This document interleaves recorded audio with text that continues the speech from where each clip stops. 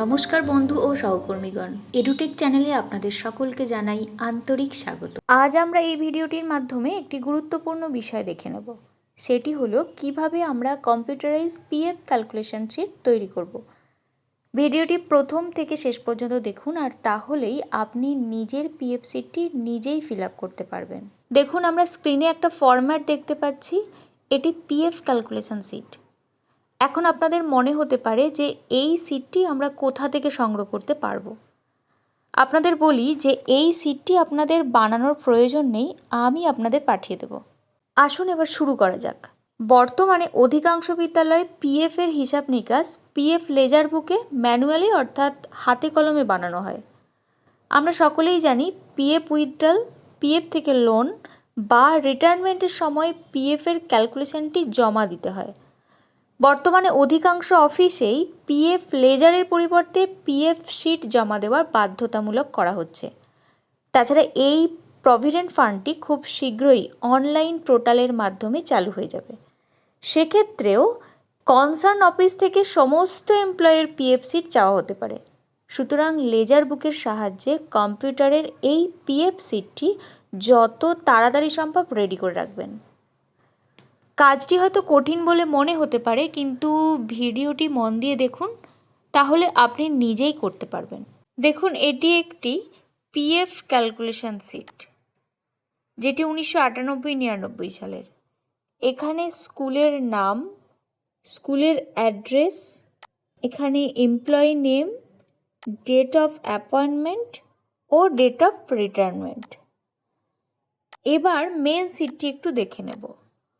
প্রথমে month of salary, date, month of deposit, opening balance, deposit within 15th, after 15th, withdrawal, lower balance, interest এবং remarks. আর সব থেকে নিচে আছে সামারি, সেই ফিনান্সিয়াল ইয়ারের opening balance, total deposit, interest of the year, total withdrawal এবং সবশেষে ক্লোজিং ব্যালেন্স। এখানে মজার ব্যাপারটি হলো আপনাকে শুধুমাত্র এই ডেটগুলি, ডিপোজিট অ্যামাউন্টগুলি, সেটা 15th আগে না পরে, আর ইন্টারেস্টের পার্সেন্টেজটি টাইপ করতে হবে। বাকি সমস্ত কিছু অটোমেটিক্যালি ক্যালকুলেশন হয়ে যাবে। উদাহরণ হিসেবে একটি নিজের হাতে করে দেখে নেব। মনে করুন এই এমপ্লয়িটির 1998 সালের নভেম্বর মান্থ থেকে পিএফ জমা পড়েছে। যেহেতু ওই সময়কার স্যালারি পরের মাসে পাওয়া যেত, তাই মান্থ অফ ডিপোজিটটি ডিসেম্বর আছে।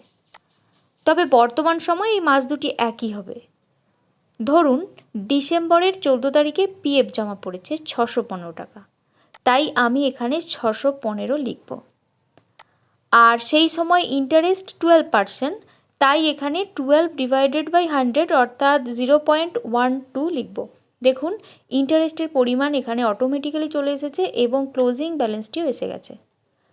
ঠিক একইভাবে পরের মাসের 10 তারিখে 650 টাকা জমা পড়েছে, সেক্ষেত্রে ডেট 10 এবং এখানে 650 লিখব এবং ইন্টারেস্টটিও একই থাকবে 0.12। দেখুন, বাকি ক্যালকুলেশন অটোমেটিক্যালি হয়ে গেছে। ঠিক একইভাবে বাকি মান্থগুলিও করে নেব।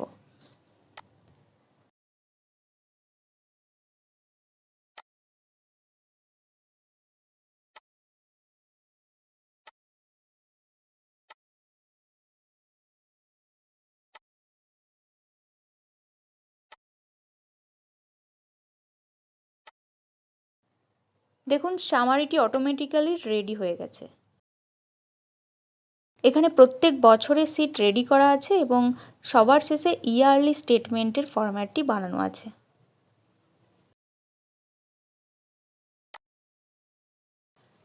আশা করছি ভিডিওটি দেখে পুরো ব্যাপারটি আপনারা বুঝতে পেরেছেন। আর যদি আপনারা ইন্টারেস্টেড হন এবং পিএফ শিটটি নিজেই বানাতে চান, তাহলে চ্যানেলটিকে অবশ্যই সাবস্ক্রাইব করুন, যাতে পরবর্তী ভিডিওটি সবার প্রথমে আপনার কাছে চলে আসে। আর সেই ভিডিওটিতে লাইভ ডেমোর মাধ্যমে বেশ কয়েক বছরের পিএফ শিটটি ফিল আপ করে দেখাবো, যাতে আপনাদের কোনো রকম অসুবিধা না হয়। আর আমার এই পিএফ সিটটি কীভাবে আপনারা পাবেন সেটিও জানিয়ে দেবো। ভিডিওটি যদি ভালো লেগে থাকে তাহলে অবশ্যই লাইক ও শেয়ার করুন। আপনাদের এই সহযোগিতাই আমাকে আরও এই ধরনের ভিডিও বানাতে সাহায্য করবে। আর কমেন্ট বক্সে আপনাদের মতামত জানাতে ভুলবেন না। ধন্যবাদ।